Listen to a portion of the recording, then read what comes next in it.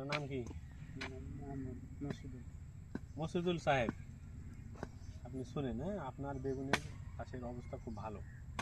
হ্যাঁ, আপনাকে যেটা করতে হবে, আপনার গাছে কিছু পরিচর্যা করতে হবে। পরিচর্যার মধ্যে হচ্ছে আপনার এই যে গাছটা, আপনার এই যে গাছটা দেখেন, এই যে নিচে পুরোনো পাতা আছে না, ওই যে নতুন কুচি বেরিয়েছে, ক্যামেরাটা নিয়ে আসেন, আপনি নিচে বসেন।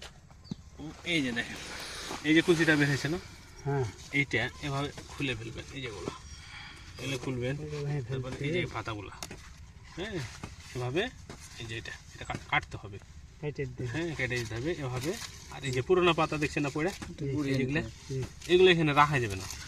এগুলো তো কি হয়, যত রকমের পোকা আছে এগুলো তো বাসা বাঁধে, উপরের ডাল থাকে, এগুলো তো বাসা বাঁধে এবং এখান থেকে সে আবার এই বাসা থেকে বেরিয়ে ডিম আবার পূর্ণাঙ্গ পোকা হয়ে আপনার কাছে বাড়তে থাকবে। হ্যাঁ, এই যে দেখেন, আপনাকে একটা প্রমাণ দেখিয়ে দিই।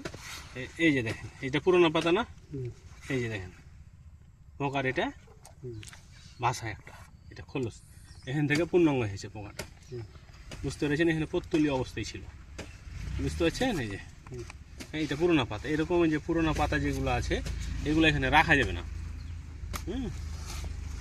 এগুলো পরিষ্কার করতে হবে, ঠিক আছে? আর যে ওষুধগুলো আমি বললাম ওই ওষুধগুলো আপনি নিয়ম করে দেবেন, 7 দিন পর পর স্প্রে করবেন, 7 দিন পর, ঠিক আছে? 7 দিন পর, হ্যাঁ।